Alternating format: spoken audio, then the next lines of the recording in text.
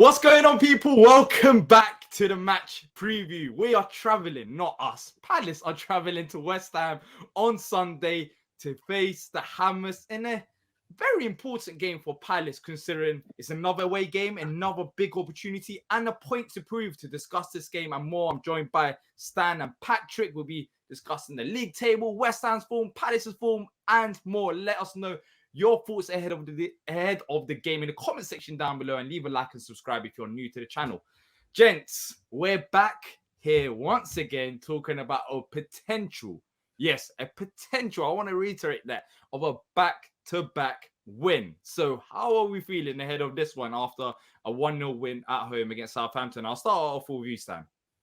I'm feeling cautious. One, because we're away. Two, because we haven't done anything back-to-back in a while. And three, because it's West Ham and they're never easy games. But look, I understand the cautious side of things, Patrick. But when you look at it, surely sooner rather than later, we are going to get this away win. Like, if it's not this game, we've got Forest coming up. I understand that that's probably on paper more winnable. Right. But are you not optimistic that we can get something out of this? Because West Ham so far this season, yes, they're doing well in Europe, but in the league, they have been inconsistent. Yeah, I saw your little battle with Dan Lawless on the opposition preview. So I know where you're coming from. Out after this video. Yes, please do. Yeah, Did check you? it out. Watch that. Yeah. So, but I'm like Stan. I'm cautiously optimistic, but they're a tough side to beat. I mean, we did get the RU late goal. We beat them. We've got a couple of draws. I know last year was the Conor Gallagher coming out party. We scored the 2 goals. But again, they're a tough team to play away. Like you. MD. I mean, I know you and Dan going back and forth. I mean, they're in 13th place.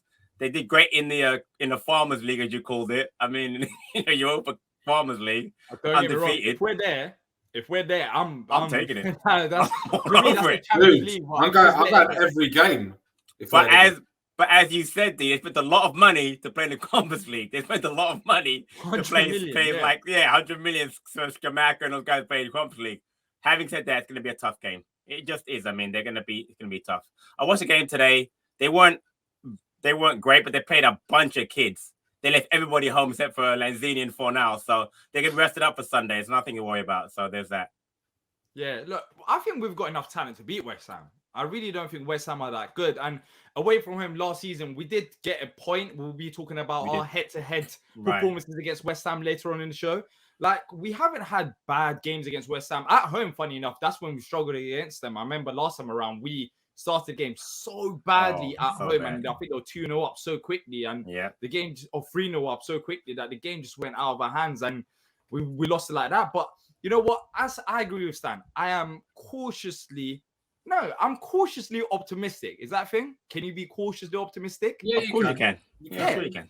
Look, right now, we'll be talking about prediction, but I wouldn't be too disheartened with maybe a point. But then again, I know that we can beat them. And the way we can beat them is maybe if we change it about. Patrick Vieira talked about it after the Everton game, the 3-0 defeat. He said that maybe we have to look at how we set up away from home. So Stan, going into this game, are you expecting any changes in terms of how we set up?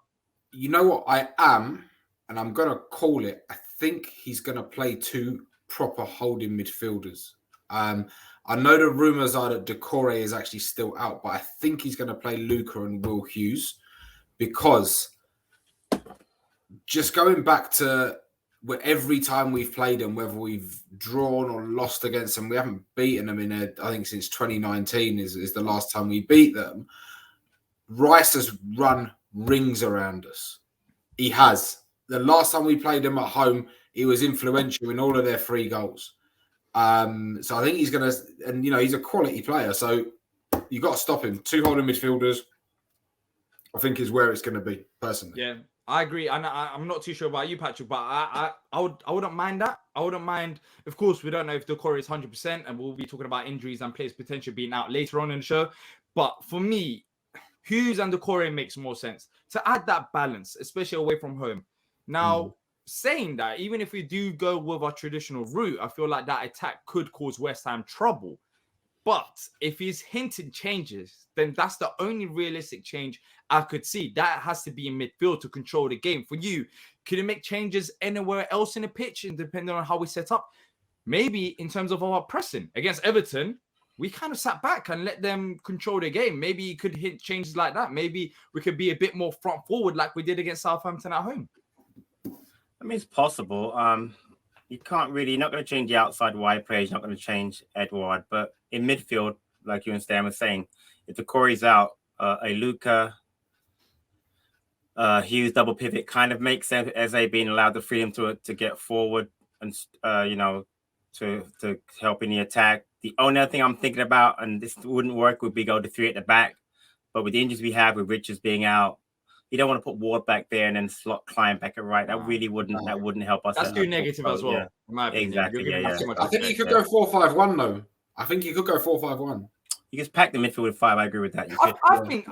I think you'll go 4-2-3-1. Let us know in the comment section as well. I think it's a very good debate to going into this game. Imagine he does no changes. That would be typical Palace. But if he hints at changes, I think that would be the most realistic thing. 4-2-3-1, 2 holding midfielders in front of him, have Eze there.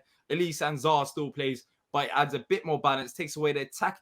I don't even think it takes away the attack and stuff. I just think it makes a more balanced side. I mean, taking away Ayew and putting Will Hughes there, it's not like we've gone ultra defensive. I feel like we've just had a stronger midfield. It's not like Jordan Ayew's Lionel Messi, even though sometimes he does turn up against West Ham. I remember that goal at home where he literally dunked him and then chipped it. Who's that? Antonio? Yeah. What was that? Are you talking about Antonio? Or? No, Ayew's goal at home. Oh, yeah, I remember. When he done West Ham and he scored that chip goal. Like, he turns into Messi at times against them, but if Ayew drops, it wouldn't be the worst thing in the world. But saying that, maybe he drops Elise, puts Ayew down the right-hand side. No, I think you've got to start Elise because he's a player you've got to start from the beginning. He's proved a few times he's not really an impact sub. And I think he needs the run of games to keep going and getting better, So I think he'll start him. Yeah, I think. Interesting point that you talked about the 4-2-3-1. I'm looking at the last game that West Ham played. They played United, and they set up in the 4-2-3-1. I know that you were talking to Dan before, and Dan talked about how he uses Flynn Downs as an attacking midfield, which he's not. So you would think about it. They really play with 3 defensive midfielders in Souček, Rice, and Downs. So they play kind of ultra defensive. They also have Benrahma and Bowen wide and then Skamak up front. So that would make a lot of sense for us to not be as concerned about them attacking down the middle because they don't really have an attacking midfielder. Because Lanzini, I told you today, Lanzini for now play today. They're not going to start on Sunday for sure. So there's a chance that playing with those 2 DMs would actually help us a lot. And Lanzini loves a worldly against us. Oh my God, please no. Yeah. West Ham do. Remember Andy Carroll? Ridiculous bicycle kick. And Payet scoring that free kick against us when Wayne Hennessy was in goal. You know who is back for them? Paqueta. And he could be dangerous, man. This could be the day Lucas Paqueta announced himself to the Premier League. I hope it's not. I'm worried about him. He's a great player, but he's been out for a while. I don't think he would stick him right back in. That's not what Moyes is a lot like Hodgson in that way. He wouldn't stick him right back in the lineup. He might come off the bench, but he's been out for he's a bit more ultra manager. Yeah, exactly. But let's talk about the league table now. Going into this game, we like to analyze it before every game. So as it stands, if we win this game, not accounting goal difference, Palace could move up to 7th, and a draw could take us to 9th potentially, and the loss to 14th. Now, when I'm looking at the league table, a win 7th and lost 14th, we're kind of approaching the season, the bit of the season where you kind of see what you can achieve and not. This game is massive. I mean, if you get a win, that 14th next week, we could be talking about if we lose the next game, we only go down to 12th. I remember the previous week was it against Southampton. If we lost that game, we could have gone down to 17th, but now it's only 14th. Right. Winning away from home, not only is it good for momentum and change of Palace because we've never get back-to-back wins, but it also brings us up the table before the World Cup. We currently sit 10th, and it brings us up the table to a nice position before the break. I mean, we've got Forest next, which you expect something out of that game as well. You're dreaming. What? You're dreaming. Dreaming of what? Up the table, nice position. No, I'm joking. No, what? You're not. I mean, if we win this game, if we draw, if we win, we're 9th or 7th. Right now, we sit 10th. We are, but then we're going on about we've got Forest away, and we're asking Palace to potentially win 2 league games and a cup game on the road We've not done We that. haven't win it. If I don't know what the league table will look like after this game, but if we even get a draw against this or beat Forest or vice versa, you never know. If you're sitting ninth going into World Cup whilst knowing that you're missing 2 key positions that you could change in January window, absolutely, it puts you in a very good position. So going into this game, it's big if we get a win or draw. It's a big game for us, and it's a big game for them because it's a big game for us because they said this on another Palace pod that we can start turning the corner, as like they say, and get a bit of momentum and whatever. And it's a big game for them because they're below us. They've spent a lot of money, and if they lose, they will probably drop down the table.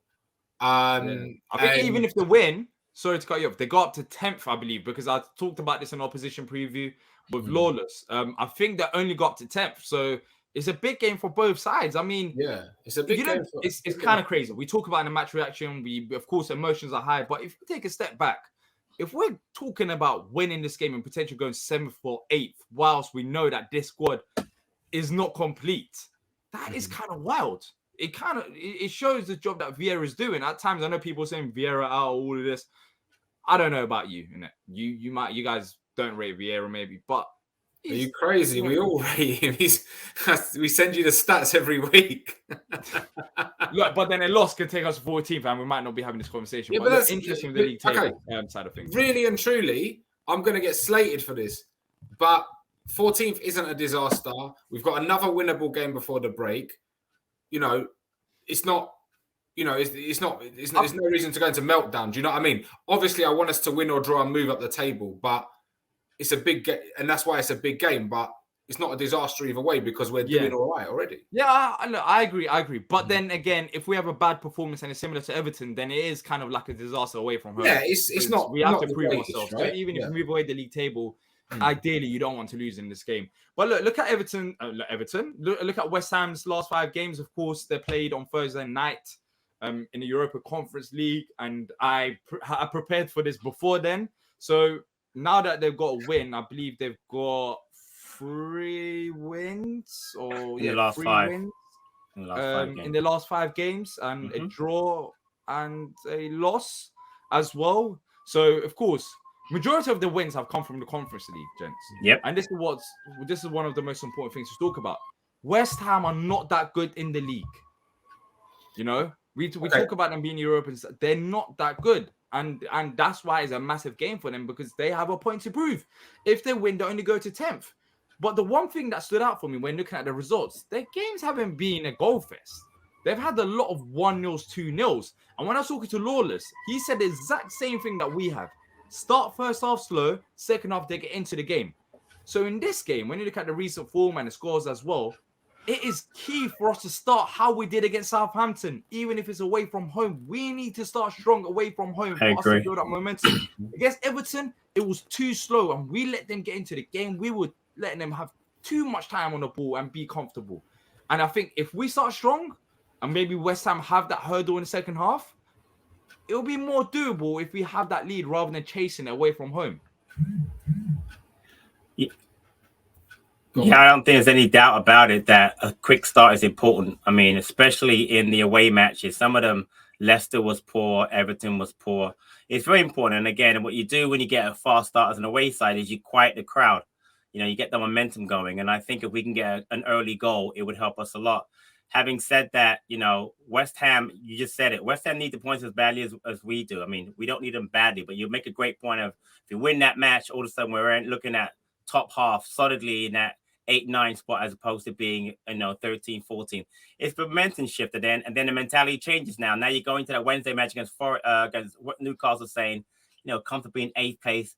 Can we play a strong side, and push forward in that cup? I think that everything changes as opposed to you lose that game, all of a sudden you're saying we need to rest players Wednesday because we've got a big match on the weekend to play against Forest. So a lot of things happen, but you're right, D. We have to go to a fast start on Sunday, take it to West Ham. You're right. They haven't had good results against some of the better sides. They lost to Chelsea. They've lost to United of late. Beating the likes of they lost to Brighton even. They beat the Bournemouth. They beat the Fulham. Fulham. Having good starts to the season. So there's nothing to bat your eye out. But they haven't beaten the top sides. And like you said, they're 14th. I watched obviously preview. West Ham fans are not happy with the league form at all. The Conference League is covered up what has been actually for them a very poor start to the season. So I think poor start. You can say poor start. I think that's West Ham's level. I'm just gonna say it. Okay. No, I don't think they're this great side that Lawless makes them out to be. We already spoke. That opposition preview was meant to be 15 minutes. It turned into half an hour for a reason. But you know what? Back and forward about it. West Ham, before this 2 seasons, they were fighting for survival, and there's a reason for that. But you know what, D? They have players that have caused us a lot of problems. Yeah, they do have quality. Antonio I don't think always has a worldly against them. They're not top 6 side. I don't think Rice, they might be Fuchek has caused us so many problems. You know, Lanzini. That's what I'm saying. So West Ham are kind of like they're an up and down team, and I think they dislike us more than we dislike them. To be honest with you, yeah. Talking about lack, so head to head, away from home, we've had 2-2. That's when Conor Gallagher came to light last season. I was there at that game. We've had a 1-1 at home. Funny enough, we lose to them at home, but away from home we get a draw. We can't in the last 5 games head to head.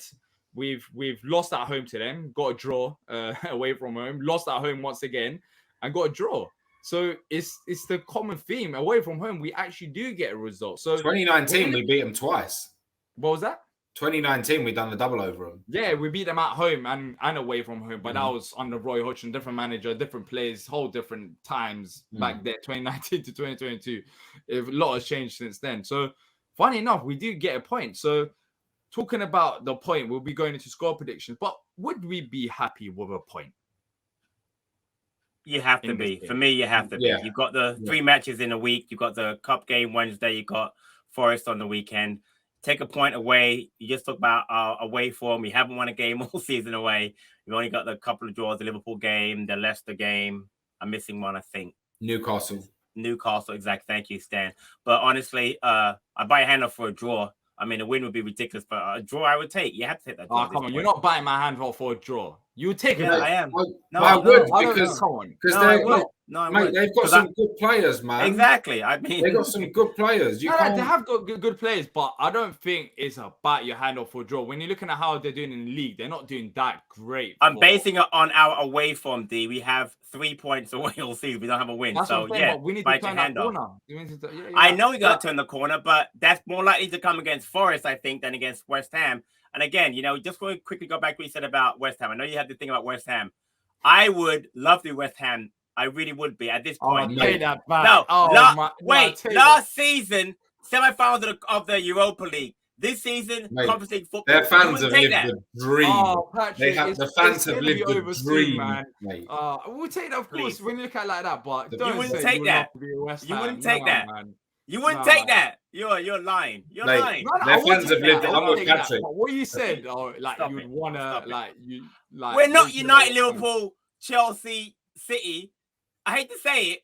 West Ham's what we want to become. Come on, be honest. Europa League. Oh, wait. No. Come on, stop it, D. This is your anti-West Ham bias coming out. And I get it. But come on, but you're saying you wouldn't want to be in the Europa League conference or be in the semi-finals of the Europa League. That sounds great. No. Patrick, that sounds great. Right. But I would rather be a side that's sustainable in that level. Because there was in the Europa League, they're in the Conference League, and next year, they're going to be playing in League Cup like the rest of us, and that's going to be the highlight against the likes of You keep saying that because I saw what you say. That's what you hope for, and I hope you're right.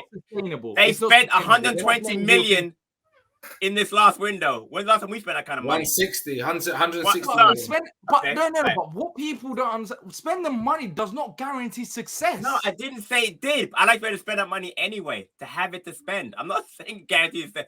Nothing guarantees success in football or in life, but I'm just saying I would like to be in their position. I know it sounds terrible. Right now, in the current moment of time, yes, but when you look at the bigger picture, I don't think they're that side. If they win European competitions for like 5 years in a row, then I'd be like, they've never done it in their history. They're not going to win it 5 in a row, but they can win European Cup. They've done it in the past. That's it. They've only had a year or two. And they spent how much money this season, and they're still not doing that great in the league. You know what I will say? They will come good because they have got good players. But let's talk about the players. Go ahead. Let's talk about them. So, Scamacca. He's a striker that I'm worried about. He's Yeah. physical. Definitely. And 6'5". I think he can Right. cause us a lot of problems. How do you approach this with Samaka? Are we worried that our centre halves might not be able to handle it? Is it a No. case of Doucouré being in front of them at all times? I Because think he's the one worry I got.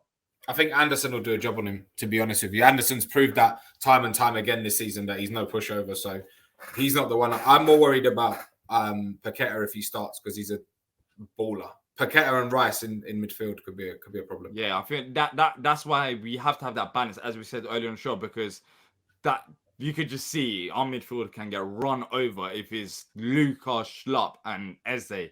That's just that is a scary thought. Doucouré has to be fit. But talking about Palace side of things, look, we got that result against Southampton. We actually played some good football as well, especially in the first half. Excellent, but who are we looking in this game to perform? Patrick, you mentioned a very good stat about Odsonne Edouard, and he might be potentially out. There's talks about that. I'm not too sure if that's true. About injury concerns, but he loves to score in London, and West Ham, they're in London. So it'll be another big game for him. And also another player that I'm looking out for, Joel Ward and Doucouré. The reason why I'm looking at Wardy, I think his pressing was brilliant against Southampton. Right. He needs to keep that up in this game because I think that's how you get the best out of him. Make sure that your opponent does not take down the ball and run at you. Be on them straight away. And also Doucouré, because I feel like he'll be massive in midfield. When you're mentioning Rice and Paqueta and all these players, you need Doucouré there. So that's the 3 players I'm looking out for. But anyone else that you guys are saying they should be able to perform in this game, it'll be interesting to see how they will perform. You know, I will say it. Sorry, go on. Yeah, for me, it's going to be the same for every single match. It's Eze, it's Elise, it's Edouard, and Zaha. They have to fire. When they're firing, we will create goals and score goals. Without those 4, we're going to have a problem. Defensively, D, you're right. Without Doucouré, I'm worried. Benrahma against Ward scares me. It scares me. Bowen against Mitchell scares me. I forgot about him. Yeah, exactly. Benrahma, exactly. Yeah.